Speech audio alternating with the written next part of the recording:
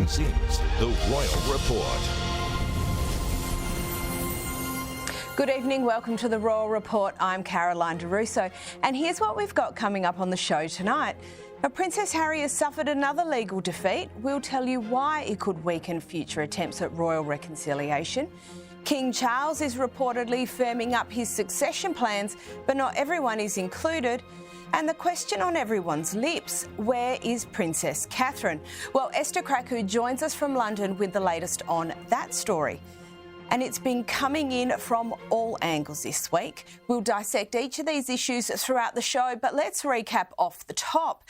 The online world went down the rabbit hole about the absence of Princess Catherine, so much so that the palace released a statement asking everyone to just cool their jets. She's resting at home. There's no need for rampant conspiracies. Thomas Kingston, the son-in-law of Prince and Princess Michael of Kent, he sadly passed away. Prince Andrew was spotted prominent and smiling as he attended the memorial service for the late King Constantine of Greece. He's also splashed across the news in connection with the latest Epstein revelations. It's an issue for the royal family and it just lingers, refusing to go away. Harry has lost his case against the Home Office, where he sought for the taxpayer to pay for his security whenever he's in the UK. And Meghan, well, she's gone skiing. The King continues to receive treatment while remaining on light duties. Meanwhile, Queen Camila, Princess Anne and Prince William continue to carry out the official engagements. They are like the support beams for the whole freaking show. And although the official workload is being managed, the strain is starting to show. Queen Camilla is taking a short break this week, and all of a sudden there is one less senior royal to carry out official engagements. Now, this graphic produced by the Sunday Times in the UK shows the stark decline in royal family capacity since 2019. And with the health issues and age impacting some of those senior royals, one wonders if they can continue with their extant responsibilities. Something has to change, otherwise something has to give. Joining me now is News Corp columnist Angela Mollard and media writer for The Australian, Sophie Ellsworth. Now, ladies, just off the top, dramas on all fronts with the Windsors this week. Angela, it just feels like the family is constantly putting out spot fires. Oh, it does, doesn't it? And I'm really interested in this story about Harry. I'm interested in the death of Gabriella Windsor's husband. And then, of course, that comment, as you mentioned, about from Prince William about personal reasons why he was not appearing at King Constantine's funeral. It just goes on, and the speculation becomes ever more febrile. I just think there needs to be greater clarity. I mean, the press office at the palace is very busy, understandably, at the moment. But I do think that we need very shortly to be hearing from Kate or having some update on her predicament. Now, if I was working in the press office, I would want a pay rise and a bonus. But Sophie, from a media perspective, this constant barrage of reporting, how do any of us get any clarity around what's actually happening? Well, Caroline, I guess that's something that's been going on for a very long time in the media landscape. The royals are reported on every day of the week by, dozens, if not hundreds of publications. People can't get enough of news around the royals, but there's obviously been a lot of bad news coming out of, what's happening with the royal family, the health issues with Prince Charles, concerns about Catherine, and the list goes on. So I'm with Angela. I think there's got to be some good news, hopefully, coming out from the royal family pretty soon, because it's definitely been a tough few months. Or at least some clarity, totally. Now, Angela, Harry's long-running court action against the Home Office was lost this week. Can you run us through the decision and what's next? Yes, well, Harry obviously had this claim against the Home Office because back in 2020, they made the decision that his private security when in the UK was going to be decided on a case-by-case basis. Harry challenged this with the Home Office. It went to court and the judge has given a scathing finding. He said that there was nothing irrational, unfair or inappropriate about the decision by the Home Office. And in fact, he said that some of the questions that Harry was asking were inappropriate. Now, of course, this now has ramifications in terms of the cost of this court case, thought to be around about £1 million when you include Harry's costs plus the government costs. There's also obviously implications around security when Harry and Meghan, should she ever return to the UK, about the security for them and their children. Will they have security? Will they have to pay for it themselves? Now, as you recall, when they were in New York last year, that situation in New York escalated. Harry is very reactive to any kind of paparazzi action and is highly protective of his family, understandably. He is thought to be going to appeal against this decision, so I don't think it's over yet. And Sophie, in Harry's other proceedings against the Associated Newspapers, look, we understand a decision has been made by the Culture Secretary and the Home Secretary regarding documents from the Leveson inquiry that differs from a ruling originally made by a judge. What does that mean for this particular proceedings? Well, really, Caroline, this is a small win for Harry because documents from the Leveson inquiry that were meant to remain confidential have now been given the green light to be part of this latest action about unlawful gathering of information. So this is a good thing for Harry because there was concerns that he wouldn't be able to use these documents from the Leveson inquiry about the unlawful gathering of information. So he'll be, pretty happy with this result, but there is still a long way to go in this court action. And as we know, Harry in court is becoming a common thing at the moment. Yeah, I think a couple have wrapped up, but there's still a couple on his scorecard to go. Now, Angela also reports this week about King Charles' succession plans. Now, what do we know about this?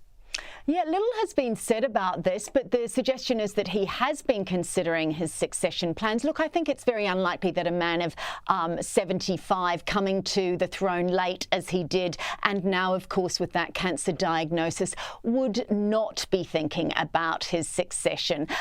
He has 2 sons. He has plenty of heirs. I mean, there's a whole catalogue of people from 1 to... I don't know what the number goes up to in terms of the number of heirs he has, but of course he has William.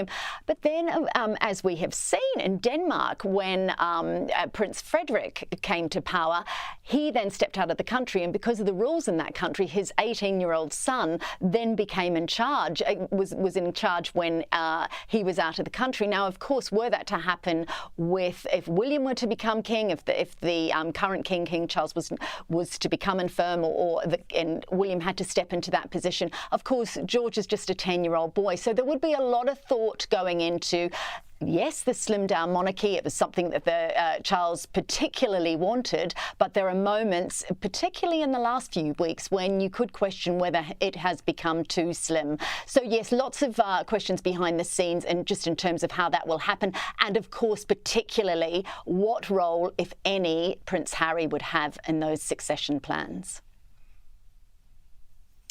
Yeah, absolutely. And Sophie, while King Charles, he is on light duties, we understand he is working where he can, a bit behind the scenes.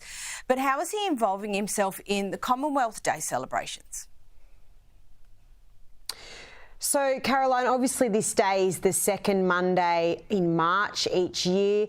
This year's different, clearly for King Charles, given his cancer scare. So he won't be doing anything personally other than releasing a video that he's put together that was shot at Windsor Castle. So this will be pleasing to a lot of people around the UK and the world that he's, well enough to do these sorts of things, but he won't be stepping out and doing anything in person, given that he is recovering with his recent health issues.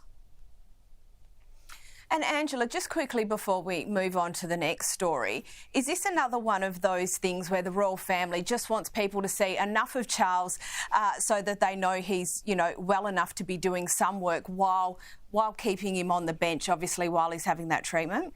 I think very much so. I mean, we've seen him already. We saw him opening those cards. And I think this is part of, you know, as the Queen always used to say, the late Queen, you have to be seen to be believed. And that's very much the ethos within the royal family. Even now, when he has, you know, is fighting a very serious illness, just peppering some engagements through it, obviously from the comfort of his own home. But yeah, seen to be believed. And Angela, just following on from that, Camila has been holding fort like an absolute champion the last few weeks. She's taking a short break. I mean, it makes it harder, obviously, because that means one less pair of hands, but it's pretty fair, isn't it? Oh, it's extraordinary. Yes, she's been doing a stellar job. I think she's done 13 engagements since the announcement of Charles having cancer. What's really interesting, Caroline, is that when I stood outside the Ritz Hotel all those years ago in the 90s when Charles and Camilla came out for the first time, this was the first announcement of their relationship, orchestrated by their then sort of right-hand man, Mark Bolan. Nobody at that stage could ever imagine that you would see Camilla heading up the entire royal family, but we've seen her do that and do it remarkably. It shows just the measure of her love for her husband and the love that she's grown to feel for the monarchy itself. I mean, one of these engagements, which I was, you know, just learned about the day after she went to Sandringham with Charles after that diagnosis, she was due to go down to Winchester Cathedral for an event. And the weather was so bad in the UK that the helicopter ride she was due to take her there the helicopter couldn't take her off. And she had to make a 6-hour return journey from Sandringham to Winchester. I mean, she's a woman of 76. That's a big ask when you've just learned that the man you love, the partner, the love of your life, is actually suffering from a serious illness. So all credit to her, and she definitely deserves this week off. Now, Sophie Tatler has a great piece about an exhibition of the King's Gallery, but apparently it's not what we might all expect. Well, Caroline, I must say I love an exhibition with the royal family, and when I've been fortunate enough to be in the UK, I'm always looking for which one is next. But this latest one will showcase a lot of young photos of the King, also of his late mother, Queen Elizabeth. There's some beautiful photos, some there on screen that people can have a look at. And look, tickets are already on sale for this exhibition that runs from May through to October, so there's plenty of opportunity to see it, and it'll be a lot of access to photos that the public have never seen before. So definitely well worth the wait, and in my view, be well worth checking out. Yeah, absolutely. Now, Angela, Prince William, he's obviously continued with a number of official engagements, obviously while still trying to spend extra time with his family. What's he been up to this week?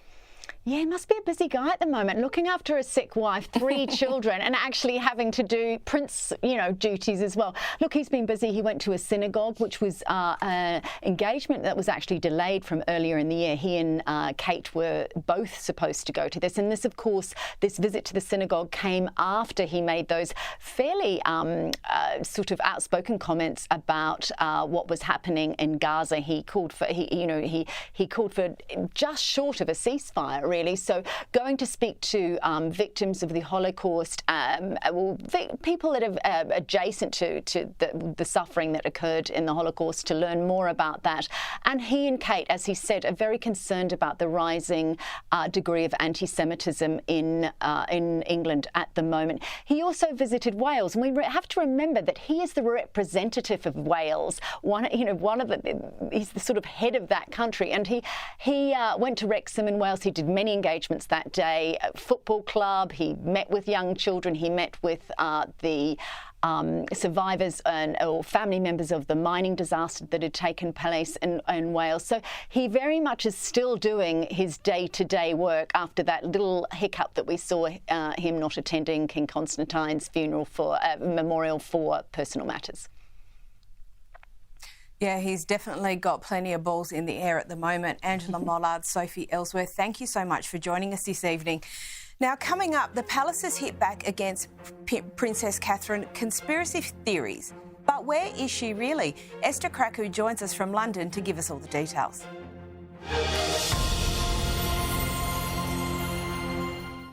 Welcome back to the show. Joining us now is writer and broadcaster Esther Krakue. Esther, plenty of chatter this week about the whereabouts of Princess Catherine, and it got pretty conspiratorial. Yes, for some reason, the internet has seemingly lost its mind. Princess Catherine has been subject to so many conspiracy theories this week.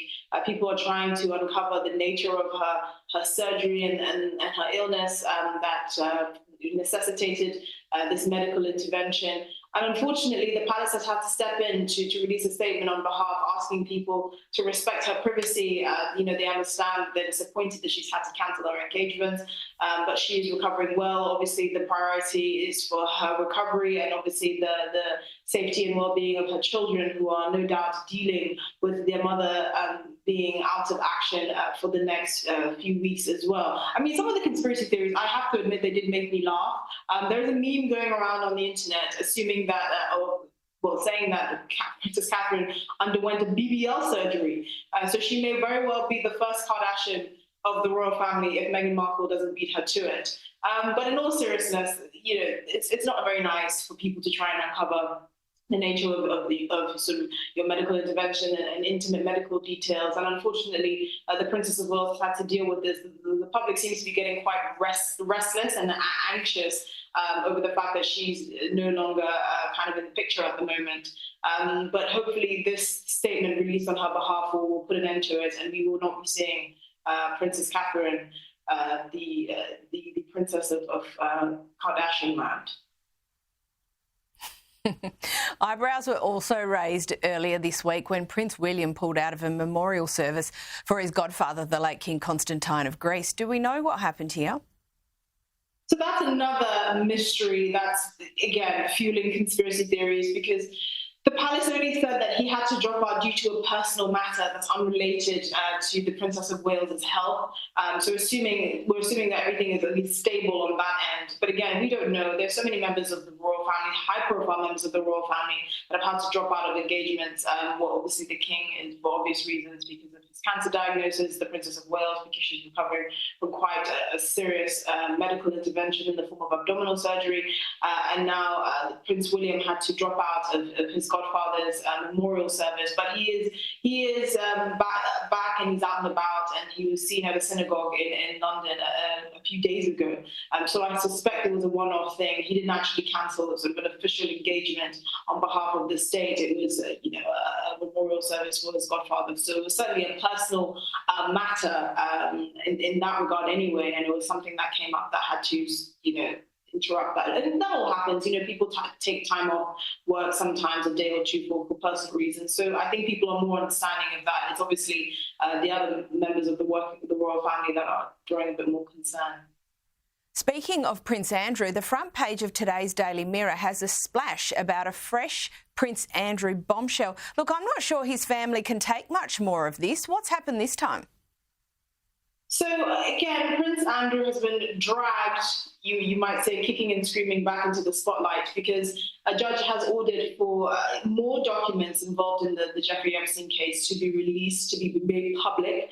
And unfortunately, that does mean that wherever Epstein goes now, Prince Andrew will follow, even if this has nothing to do with him. His name will forever be attached to this disgraced, convicted paedophile. Now, I've been recommending that Prince Andrew be banished to a small village in India, where he must volunteer for the rest of his life away from cameras. But unfortunately, that seems a bit radical for the royal family. But something must be done. Something must be done, because the public cannot keep stomaching this disgraced prince, who, if he was anyone else, would not have been given as much grace as he's been given, certainly not by his family and not by the public. He still seems to be living lavishly in his royal residence. And it really irks the public that someone like this has seemingly got away with something, or even at the very least not been proven innocent. His case with Virginia Giuffre never went to trial, and he settled out of court, even though he claimed to have never met this woman. There's so many distasteful details that keep coming up, and the public keep getting reminded of when it comes to Prince Andrew. But unfortunately, every time something comes up with regards to Jeffrey Epstein, so does Prince Andrew, and the fact that he had to leave public life in such disgrace. I really do think that the king should consider doing something a bit more drastic, a bit more permanent, probably get him a one-bedroom flat in Stevenage or something. Now, look, you'll recall Meghan and Harry's infamous New York car chase last year. Apparently some new details have come to light. What are they? Yes, so the NYPD has released some footage and released a statement attesting to the fact that Harry and Meghan were involved, not necessarily in a catastrophic car chase, as they worded it, but they were being pursued relentlessly by paparazzi who had no regard for traffic regulations in a heavily congested city like New York. Fortunately, no one was hurt, but the police does have enough footage and evidence to arrest 2 people. We also know that the NYPD provided a statement for Prince Harry's lost High Court case with regards to the withdrawal of his automatic right to publicly funded security here in the UK. So we know that something did happen where there was clearly disregard for public life, for innocent bystanders and pedestrians in pursuit of getting that kind of money shot of the Duke and Duchess of Sussex. And the NYPD have attested to it. Now, whether this was kind of the Grand Theft Auto version that Meghan and Harry seem to allude to, whether it was, high-speed car chase with flashing, blinding lights and people going haywire and cars tipping upside down. Clearly, that was not the case. I mean, when I think we remember, because we spoke about this, when they released a statement about the catastrophic car chase. Most people were curious. You cannot have a car chase in New York. It's such a congested city. It's like having a car chase in London. You get to Battersea within 5 minutes after driving for what felt like eternity. So at the end of the day, clearly there are paparazzi and there are people that push the line. There's no doubt about it, that push the envelope to try and get footage of members of, in this case, former members of the royal family. And it is a problem. It is extremely dangerous. Now, unfortunately, that evidence that statement that the NYPD gave to support Harry's case didn't change the outcomes of things. We still know that Harry lost his case to challenge his automatic right to armed security here in the UK. And I suspect that will have implications moving forward of the frequency of his visits, whether Meghan will even come over with their children, whether they'll just stay in Montecito because they feel like they've been forced out with no option. We'll have to see. Esther Krakue, searing observations as per usual. Thank you so much for joining us. Now, royal families are generally a well-documented part of history, but a recent archaeological discovery in Denmark has unearthed a royal family in the area of Elmelev, which was previously not known to exist. Now, a ring has been found, and its design is similar to those worn by the influential Merovingians, a familial line which ruled the Franks from the 5th century until 751. Now, Christine Pommergaard of the National Museum in Denmark said that not only does the ring announce the arrival of a new family, but it also links Elmelev to one of the biggest European power centres of the Iron Age. And that's the show for tonight. Thank you for joining us. Up next is Newsnight. We'll see you next week.